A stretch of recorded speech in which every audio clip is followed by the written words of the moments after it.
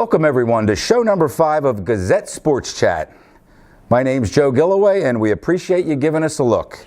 Gazette Sports Chat is a branch of the online magazine Linglestown Gazette and is brought to you by our friends just down the road at Ted's Bar and Grill, 7300 Allentown Boulevard. Ted's a strong supporter of Central Dauphin Athletics and the #1 sports bar and grill in the Lower Paxton, West Hanover Township areas. And I just spoke with owner Romeo this morning from Ted's, and I asked him what's been going on around the holidays at Ted's. Are you prepping for anything big? And he said, Joe, we're going to be open both Christmas and New Year's nights, starting at 3 o'clock. He's going to have a special New Year's Eve menu with a complimentary champagne toast at midnight and a shuttle service. You do not have to drink and drive if you go to Ted's that night. Hopefully you won't, no matter where you are.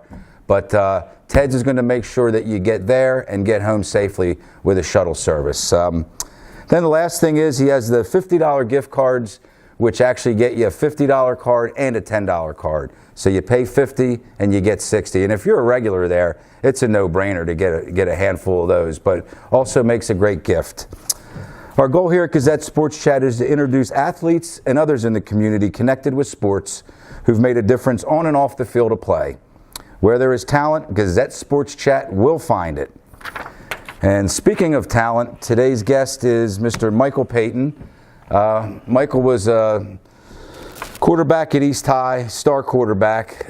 Went on to play at Marshall, highly awarded at Marshall. He ended up winning the Division II Heisman Trophy, a national championship, and a lot more that we're going to talk about in a few minutes here. But Michael also is our first guest from East High, and you know, East being our sister school, we're excited to have somebody from East here, and we promised that we would. So Mike's the first guy that I thought of when I thought of East High.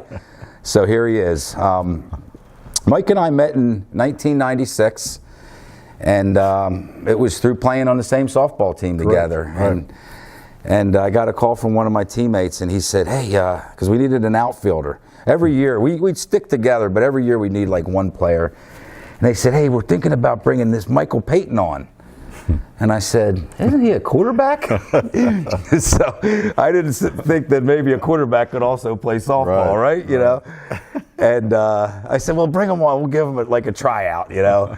And little did I know he'd fit right in, and he was a very important member of our team, and we had a good time. And fastest guy in the whole league, easily. Anything hit on the ground was a single for him, even if it was right back to the pitcher pretty much. I watched him throw a ball. He was standing right beside me from the warning track over the catcher's head. And I just stood there and never saw a throw like that before. And he hit longer home runs than anybody else. So it was a great having you on the team. And I know we won the league championship that year, and then we won a tournament that year. So welcome to the show, Mike. We appreciate having you. Appreciate you having me on the show. Yep.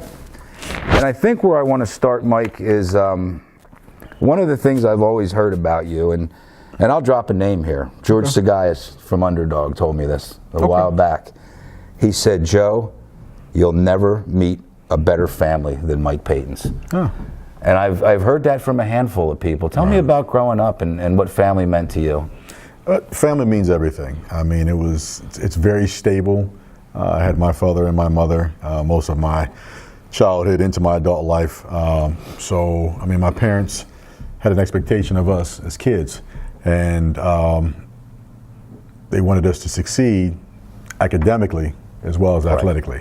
And, you know, they allowed us to dream. And I think that was one of the big things for me is, and I think that's what probably made the biggest impact on my life, is that my dad always used to tell me all the time that you could achieve anything you wanted to if you put your mind to it. So that kind of gave me a really broad outlook as a kid growing up and playing sports. And of course my mom was always the backbone of the family. You know, back then mom was rock solid. So, and then when I had issues or I needed that nurturing or that extra love on the side, she'd always put her arm around me, make sure everything's okay, bring everything back into perspective. So, but we've always had a very strong family unit. Yeah. I think family is very important. We've kind of gotten away from that with today's society, unfortunately, with this generation of kids. And I think you can see it with all the nonsense that's going on in today's society, especially with these young kids, because a lot of fathers are just having kids and not wanting to take the responsibility of being a father. And that's tough. Yeah. That's tough. Yeah, sometimes guys that like you and me, even if we don't have any young kids or teenage kids, we might have to try to step into somebody's Absolutely. life, even if it's just in a small portion of their life. Correct. To show them that somebody loves them and show them some guidance. Right. So, we always have that opportunity. Oh, absolutely. And I'm sure that you're great at that. I try to be. I mean, it's more of a mentoring thing. I mean, my father was great at doing that, and I learned a lot from him. And I try to live my life vicariously through him, being a father now, as a 15-year-old boy, being a single father. And I try to teach him all the values that my father and my mother taught me. Right. And he's on a straight and narrow. He's doing quite well. That's great.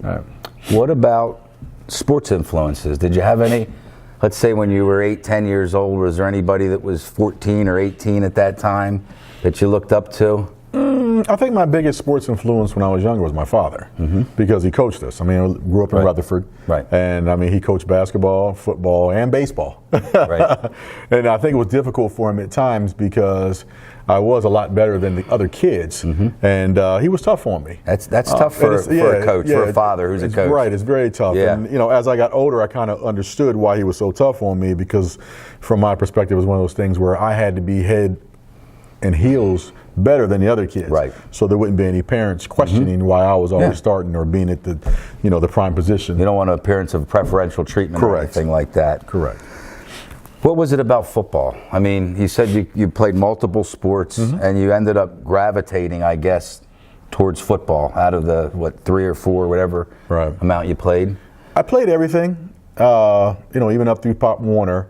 I think when I got into high school is where I kind of made that determination of sliding more into football, because I was actually a better baseball player. Oh, were you? Oh, yeah. As a 15-year-old kid, I was throwing the ball about 87 miles. I could tell when you were on the softball field.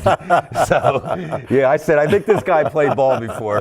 Because actually, when I was playing, I think it was midgets, I had to skip and went right to Teaner A, skip Teaner B. Right. Because a lot of the coaches were fearful of how fast I was throwing the ball. I mean, the kids would stand in the batter's box and they would just sitting with their eyes closed. They couldn't even see the ball, throwing the ball so close like that. But, I played basketball in high school, and then that kind of, I played football first, and then football rolled right into basketball, and then basketball rolled into baseball, and then I had a change of heart with baseball and actually did track. Did very well in track. Got some runner-up state medals in the long jump and triple jump. So I did well in track, but probably should have stayed with baseball. But I had a lot of success with football. You would have had to go pretty far in baseball to top what you did in football. Yeah, that's for sure. How was your experience at East High? How did you like East High, the school, the high school? Oh, I enjoyed the school. Did you? I think back then it was a little different as far as the teachers. I think the teachers had a little more impact with the kids' lives. Right. Not saying they don't have that same impact nowadays, but with the type of kids that they're actually trying to educate, there's a lot more nonsense going on in the classroom. Right. I've been to some Father Speak reads, and where I'd actually read to some of the kids in elementary school and some of the high schools, and I was amazed at some of the disobedient behavior that was going on with some of the kids. Is that 500 men reading? Correct. I've done that too. Right. Yeah, I've done that too.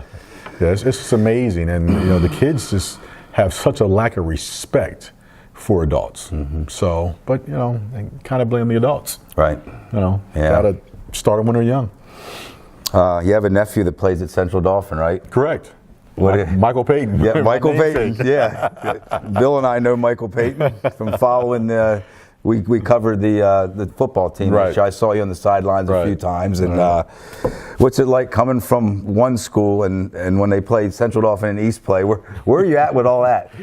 Man, listen. Come on, we got to know. Those are my brother's kids. Right. He crossed the train tracks onto the other side and took him to Central Dauphin.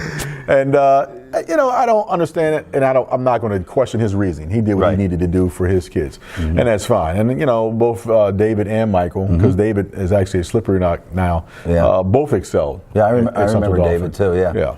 So they both did very well. I think they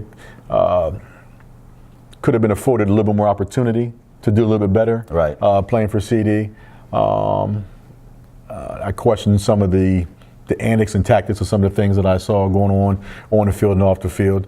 But hey, I mean, things happen. Right. You have to adjust to them, and you have to move on, right. whether it's good, better, and different. A lot of times a team or a program isn't custom made for Correct. each player. Right. You have to sort of find your way through it, right. because it might not be set up exactly the way you need it to be or want it to be. I agree with that. Yeah. And sometimes when you move somewhere, the grass is not always green on the other side. Yeah, exactly. But as far as the East High thing, I took a lot of flack. I'm sure you did, especially walking around in the CD with green on. Yeah, oh man, it was not a good thing. Yeah, well, that's why I had to ask you. We spoke briefly just when you walked in the door tonight. Mm-hmm. The rivalry, right? The CD versus East. It's primarily in football because the CD boys basketball team doesn't typically hold their own too well, and East boys basketball is strong. Right.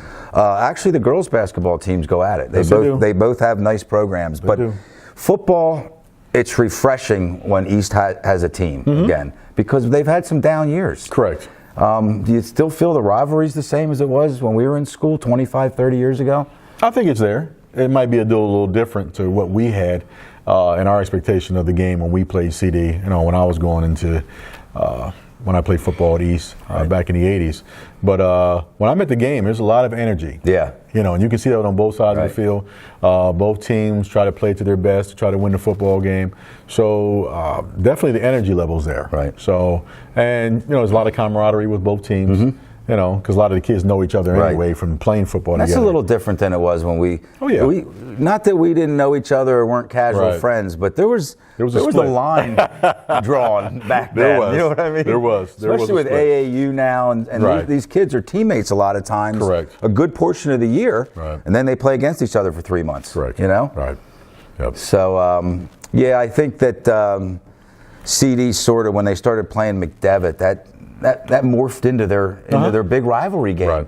And it was like a kick in the gut this year when East came back and beat us, because I have a lot of friends that went to East and their kids go to East, and I shook their hand and wished them, you know, congratulated them. Right. It was a great game, great fourth quarter. Game. That was a fantastic game. And I stood right there and watched it play out, and I couldn't believe it, but my hat's off. I mean, the team that deserved to win that game won that game. They did. There's no doubt about it. My nephew got hurt. Yes, he did. Early in the game. I'm not so sure they would have completed them long passes at the end of the game. I don't think they would have. That was one of the big things. I think Bill and I even talked about that, and a couple other friends. I said, if Mike Payton wouldn't have got hurt, here I am making excuses, but they needed another D back. They did. And they didn't have the D back, and the East receivers got behind them, but that's the way it goes. You have to be ready with next man up. Next man up, man. Didn't seem like CD had that guy that night. Here with Michael Payton, Gazette Sports Chat, brought to you by Ted's Bar and Grill. And we're going to move away from high school and go on to Mike's college career. You went to Marshall University, and somebody told me that you originally didn't choose Marshall, or you weren't going to go to Marshall originally. Right. What made you change your mind? Where were you thinking about going, and then what made you change your mind? Well, I went to a lot of the big schools for recruiting visits. I went to visit Penn State, Pitt, Temple, Maryland, Syracuse. But back then, everybody equated me to the quote-unquote athlete. Right. So it wasn't like they were going to put me in as a quarterback. Right. And I told most of the universities, I said, listen, if you're not going to play me at quarterback, I don't want to come to the university. So most on the signing dates, a lot of teams moved away. I got a couple offers from some of the schools, but it was to be a receiver, or a defensive back. And which is a testament to your athleticism that you could play those other positions at a major Division I school. Right. And I enjoyed that, knowing that I was that good of an athlete that I could actually switch over from quarterback and play those positions. But my heart had always been in playing quarterback, and that's what I wanted to do. And actually, when everything kind of fell through at the end, all my eggs were kind of in those baskets. So what happened was I got a offer from Indiana University of Pennsylvania, IUP, and Michael Coleman. I don't know if you remember him. He played point guard at Carlisle in basketball. See, we were really good friends, of course, with Billy Owens, and he had signed a letter of intent to go out there to play basketball. So we got together. We got an apartment, man. We had everything ready to go. Okay. And plus, George Chump was down there at the time. At IUP? At IUP. Okay. That following summer, George took the job at Marshall. So George had made a phone call to my father and told him, say, hey, I went from Division II to 1AA. Right. And, I think Michael would have a lot of success if he came down here, given the opportunity to play quarterback. So my dad had called me and said, listen, George had moved from IUP down to Marshall. And I'm like, Marshall? I said, where the heck is Marshall at? He said, Huntington, West Virginia. I said, Dad, I'm not going to West Virginia. Right. So now this was pre-Randy Moss, right? Correct. Pre-Chad Pennington. Byron Leftwich. Pre-Byron Right. Leftwich. Yep. Pre-Troy Brown. Everything. Yeah, well, Troy actually played with me. He played with you, Correct. That's right, yeah. Yeah. So you would wonder where the heck is Marshall, right? Correct. So we went down there, had a recruiting visit late. I love the place. I mean, I fell in love with it. Fell in love with the people, fell in love with the town. And I was wondering why the town was so involved with the football program. Right. And then, of course, we learned about the plane crash. And, of course, today is the anniversary of the plane crash, November 14th. Oh, is it? 1970, okay. Yeah. So, and it brings a lot of perspective because it was the worst disaster in college football history. 75 players, coaches, maybe in sports history. I mean, right. I think when you lose a whole team and a whole community extension almost, of the team and all the guys, coaches, right. and probably managers and trainers, and right. yeah. So, and for me, just hearing about that and talking to some of the the people down there at Marshall, I told myself, you know what, there's got to be something I can do to help bring back. Yeah, help to heal. Yeah, help with the healing. Yeah. So, that was in the front of my mind. Right. Yeah. And you ended up picking the right place. I did. I think you probably think. I did. Michael had an extremely successful career at Marshall. Your junior year, you went to the national championship game, correct? Mm-hmm. Had a lead late in the game? 17-6. Okay. 5 minutes left to go in the game. Oh, boy. Oh, yeah. so you got him where you needed to. It's just something out with the defense, maybe. Had a little breakdown. Yeah. We got an opportunity to go back in the game. I think we had a little over 2 minutes. I mean, we drove down, I think, to like the 7-yard line. I threw a pass got knocked down, so we lost the championship. Right. But that hurt, man. Yeah, I'm sure it does. That really hurt. Knowing you had that big of a lead in the fourth quarter and just having to just play some defense and run out the clock. But, you couldn't put it on the defense because my first half was... Well, they'd only given up 6 points prior to that. Right. And my first half was terrible. Right. I didn't do anything in the first half. I think I was probably a little excited for playing the game. Right. And I came out, and I think emotionally I was spent. Right. Calmed down, and performed beautifully in the second half. So I kind of put our team in a position where we could have had a substantial lead on them. And if the touchdowns that they scored to try to come back and beat us, that wouldn't even mattered. Oftentimes, a team's just not ready yet. They're not ready emotionally. Right. They haven't matured to the point where they know how to finish it out. Right. And then what happened the following year, in your senior year? We went all the way. We went all the way. It was funny because after the 92 championship, Coach Donnan had said previous to when he got there in 90, after our first year and second year, he said that we would win a championship in 92. He said he didn't think we were ready in 91, but we did win one in 92. And it was kind of eerie because there was a lot of similarity. We were up on Youngstown State 28-0. Was it Jim Tressel back then? Correct. Yeah. Going into the third quarter, I remember something that Jim said at halftime. I didn't know until obviously after the game when I watched the game tape. But he said, it's great and it's easy when the team's up. But you're going to learn a little bit about ourselves today with this second half.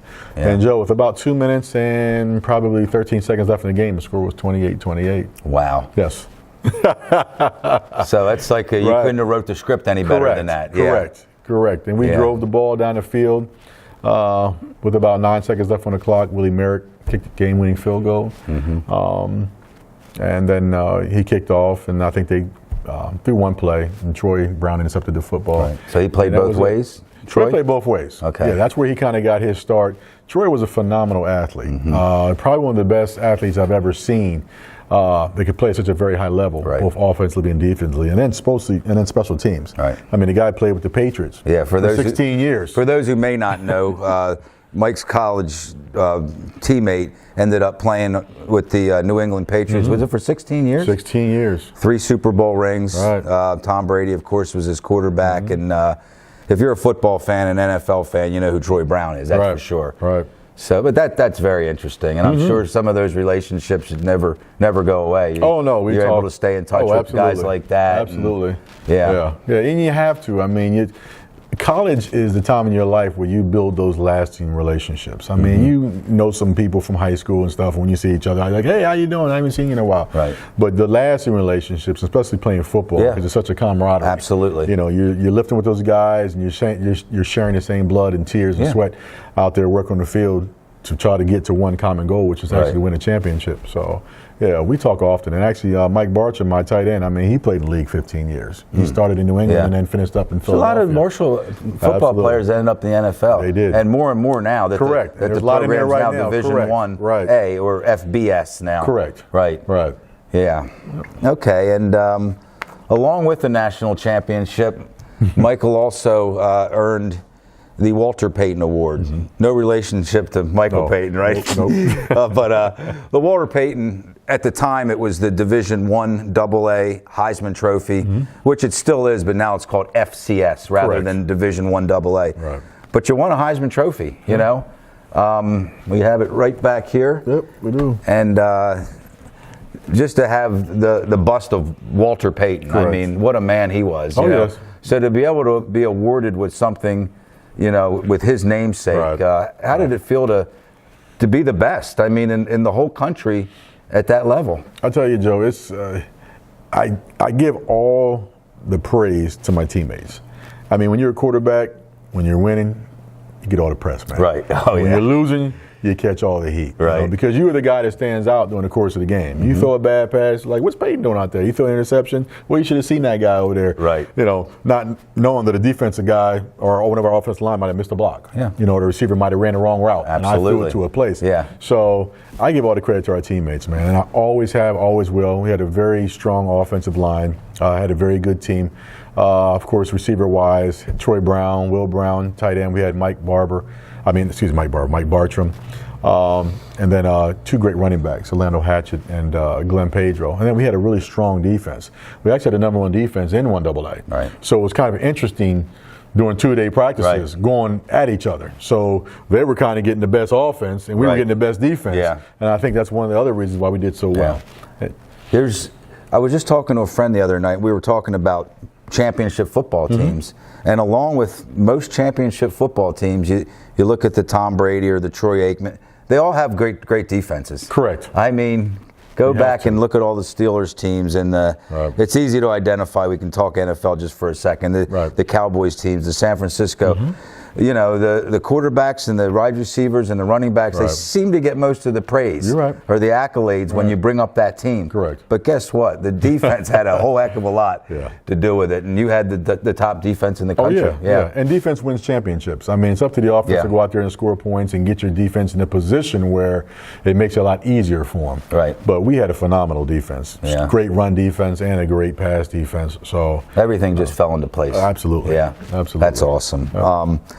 And I should mention that, you know, when you, I guess, retired, I don't know, what do you call it when you graduated? Hung the cleats up. When you hung the cleats up, at least at the college level. Right. You had all of the major passing records at Marshall. Correct. And a lot of the Southern Conference passing records too. And NCAA records. And NCAA records. And what happens, and you're still in the top 5 at Marshall. Correct. In every major passing category. Right. And the offensive game has changed so much in 25 years. I mean, you've had Byron Leftwich and Chad Pennington since you left. And those guys probably, well, first of all, they were great quarterbacks. Absolutely. But, Randy Moss doesn't hurt. No, having Randy Moss doesn't hurt. Is a wide receiver for 2 years. But things have just changed so much offensively, offensive-wise in football. So I was doing some reading the other night. Roger Staubach, one of my favorite ever. In the Hall of Fame, he had 6 300-yard passing games in his entire career. Wow. Terry Bradshaw. Now, when you think of Terry Bradshaw, you think of a gunslinger throwing it 7. Right. And even Troy Aikman only ever had 17, and he only played, 20 years ago. So my point is that those records are meant to be broken. Oh, sure. The quarterback records and the yardage and the passing. Right. But you're still right up there. And you graduated with all kinds of hardware. Oh, absolutely. Yeah. Absolutely. So anyway, after Marshall, I know there's a few years between when you left Marshall and when I met you. I think you were about 26 years old. Right. What happened then? After Marshall, I had gotten a call from Dallas Cowboys. They said they were looking for a quarterback. They saw one game tape of me, and that was the national championship in '92. And Jimmy Johnson was pretty much sold. Right. Jimmy Johnson loved athletes. I loved him as a coach, you know, because he was a player. That's the way he recruited. He recruited athletes. That's right. He wanted all athletes. He wanted a guy, and he saw you guys big. He's 6'2". He ran a 4.5 flat, and he could throw the ball 70 yards. Right. You know what I mean? So he has all the intangibles that we need to play quarterback. And of course they had Troy Aikman there, so it wasn't a big thing where I needed to go down there and try to perform early to start, because Troy was going to be doing most of the playing. What a mentor that would have been, huh? Correct. You know, and I did well down there, and actually I was running second team with Troy, because the offense, and I never told Dallas this, was identical to Marshall's. Is that right? Yeah. The only thing different was some of the wording that they used to tag, the tight ends and the backs. So a lot of times I'd run 2-minute offense during the course of practice, and these guys looking around like, how does this guy learn the playbook so fast? He learns fast. Right. So, and then unfortunately for me, I had a disease in my leg called compartmental syndrome, and had a tough go of that. I had to have surgery. Went back. Season started, and I got into practice one day, and it was more of a setup than anything, because they had the eye in the sky, and of course they said, oh, well, he's out there practicing. Came back the next day, the locker was empty. So wow. Yeah, it was tough. And actually, when I was walking out, because I was one of the guys that was actually in the clubhouse pretty early in the morning, to lift and to watch film, I was walking, and Troy and them saw me. He's like, Mike, where you going? I said, I got cut, man. Going home. And they thought, because I was a jokester. Right. I'm still a jokester. Yeah. They were like, no, come on. I was like, no, seriously, go and take a look at my locker. My locker's empty. So we all went back in there, and they saw that. So actually, Troy had some words with Jimmy. And, Jimmy said it wasn't his call. It was Jerry's call. So, nobody likes that. I mean, of course the player likes it least. Correct. But if you've spent any time around coaches, or even watched the HBO show, what's it called? The HBO show on training camp show. Right.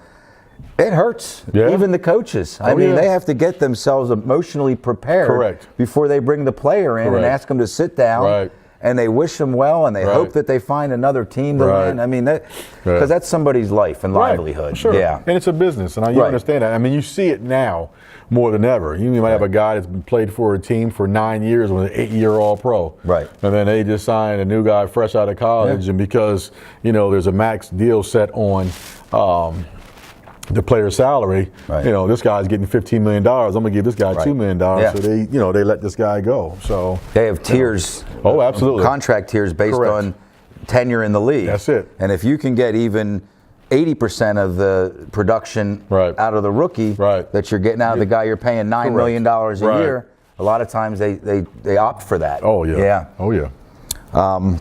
And then you played some. Then I went to CFL. I played up in Canada for about almost 4 years, up in Saskatchewan Roughriders. Completely different style of football. 12 guys on the field. Offensively, all the guys can move at one time. The receivers and the backs, anyways. It was interesting, and the field was big. Good for you, though, right? It was good and bad, because I remember the first scramble I had when I was running to the sideline. I was like, is the sideline ever going to get here? So I think the field is like 10 yards wider. That's a lot wider. And then it's longer. It goes, we go to the 50 and then go back down to 45. They go to the 50, then go to the 55-yard line. Back down to the 50 now. Goalpost is in the front of the end zone instead of in the back, and the end zones are 20 yards instead of 10 yards. It's a lot different. Oh, yeah. And you have to get acclimated with that, right? Correct. After playing on the other field. Oh, absolutely. And there's only 3 downs. So it's a passing league. Well, that's fit your style, right? Oh, absolutely. Yeah. I loved it. Yeah. I loved it. I'm sure. Just didn't like the cold. Yeah, it's cold. Oh, at least when you're playing in the States, you can have some away games. If you play home games in the cold, you can get to Miami or get to a lot of places that are warm. When you're in Canada, it's all cold, right? Yeah, it's brutal. Brutal. I think the coldest game I played, and I think we played in Calgary, was a playoff game in '95, and it was minus 30. Oh Lord, that's ridiculous. Not right. That's not right. Absolutely ridiculous, man. I've never been around coldness like that. I mean, it just took your breath away. Yeah, I'm sure. You couldn't get warm. I mean, we were huddled looked like a bunch of smokers. You go to a workplace at break time, you see all those guys huddled together trying to keep each other warm. Right, that's what it was like. It was freezing out. So All right. Well, you did it, man. You played professional football, and that's an incredible thing. Right. And you know, and you got a chance to at least be with the Cowboys for a little bit. Correct. And get around some Hall of Fame players and coaches. Oh, absolutely. And, I mean, that's wonderful. Right. I have to mention the Hall of Fames, and I was thinking, the other day. I do a lot of research for these, even though I know most of my guests, I still want to know. And I thought, this guy's in more Hall of Fames than Paul McCartney. You know, Paul McCartney's in every Hall of Fame there is for music or pop culture or whatever. And I'll go down the list, and I'm sure there's more, but these are the ones I was able to identify. 1999, you were inducted into the Marshall University Hall of Fame. Correct. 2008, Central Dauphin East. Mm-hmm. Why would they wait that long? I have no idea. Sometimes that's just the way it is. 2014, and this is significant if you're a football fan and you understand football, the Football Matters Hall of Fame. And what football matters, you might not even know you're in this thing. I don't. That's news to me. I'm sitting here reading the card. You are in. This is great. The good news is you're in the Football Matters Hall of Fame, Michael. And what Football Matters is, it's a high school football sort of editorial or an online, and I'm sure they keep track of players. And you were inducted. I don't remember who you were inducted with, but just so you know, you were you had a peer that year, and you guys went in together. Oh, really? Yeah. So interesting. You must have missed that. I did. Okay. And then now we'll get into the real stuff, or the more important stuff. 2015, and I remember keeping track of it. You know, you'd get on the ballot and just fall short. Get on the ballot, which happens a lot of times. Oh, absolutely. You know, but you were inducted into the College Football Hall of Fame. Right. And that's elite. I mean, that's absolutely elite. Yeah, it's an amazing honor. What does something like that feel like?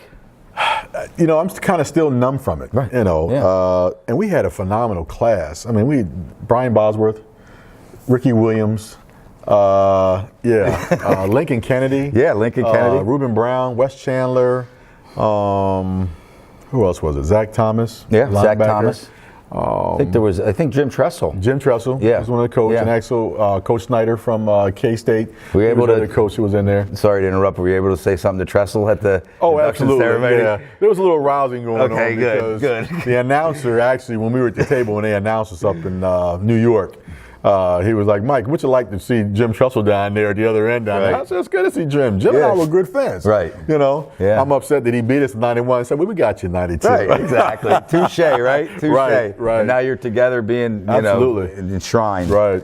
And I just think it was so cool. Like, I grew up when I was probably in high school. Brian Bosworth was. Oh, he was a man. And I don't care what happened to him. He's a great guy, I know today. Absolutely. I know he turned his life around, and he's a great guy today.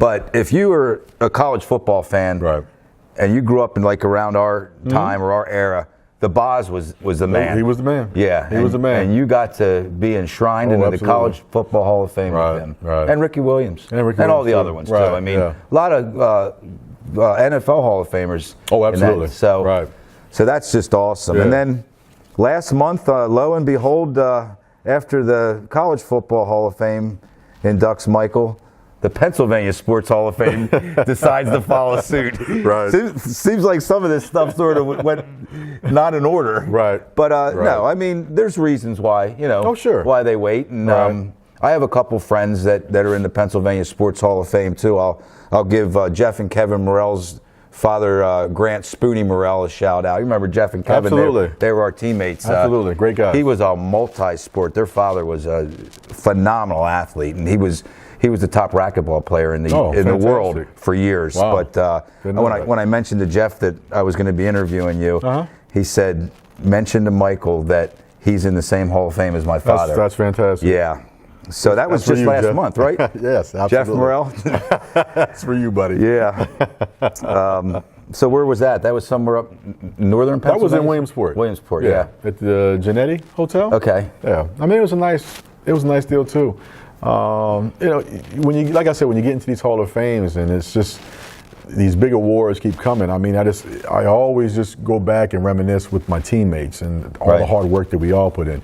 I mean, because there's no way they could just put me on the field. Right. by myself Yeah. and then play 11 guys on defense. I mean, it takes a team to win championships. There's no magic wand, that's Correct. for sure. And it's a slow grind. Absolutely. And the stuff, all the rewards come later. Right. And, I attribute all my success. I mean, Joe, I mean, when I look back at the awards, and I can rattle through a few of them if I can remember them. I got West Virginia Amateur Athlete of the Year 2 years in a row. Sportsman of the Year 2 years in a row. Offensive Player of the Year 2 years in a row. Top Quarterback 2 years in a row. Southern Conference Male Athlete of the Year 2 years in a row. So a lot of the awards that I got, I received because of the help of my teammates. Right. So, I got to give a shout out to every single guy I play with. And that includes the scout team guys. Right. Those guys worked hard, to perform the likeness of the defensive teams that we be playing, those weeks. So I give a shout out to everybody that ever played that I play football with, and including the coaches. Yeah, there was a young man, oh boy, I should know his name, but I'm going to tell this story, even though his father was an ER surgeon. He went to McDevitt and then Lebanon Valley, basketball player. Okay. Panko. Oh, yeah. Andy Panko. Andy Panko. He's a good basketball player. I'm telling this story because it's right in line with what you just said. He ended up on the Los Angeles Lakers scout team. Correct. Okay? Right. Or the practice squad, or he wasn't one of the 12. Right. And he got a very expensive engraved Rolex from Shaquille O'Neal. Okay. On the back it said, "Thanks for all your help, Shaquille." Right. And that's the value that Panko had to Shaquille O'Neal. Oh, yeah. So he identified the same thing as you're saying. Correct. You need all those guys. And absolutely. I just talked to Tristan Crawford a couple weeks ago, and he was on the state championship team at Steel High. And there were two 2,000-point scores on that team. And I said to him, Tremaine Hawthorne was the other one. Right. I said, that's probably pretty much all you need is the two of you. Correct. He goes, oh no. Right. And he said the same thing. Right. We needed everybody on that team to win that state championship. I believe it. So, and that's awesome that you identify that. It takes a lot of humility to understand that even though I'm the quarterback, it's all of us together. Oh, yeah, absolutely. Great. So what now? What are you doing now?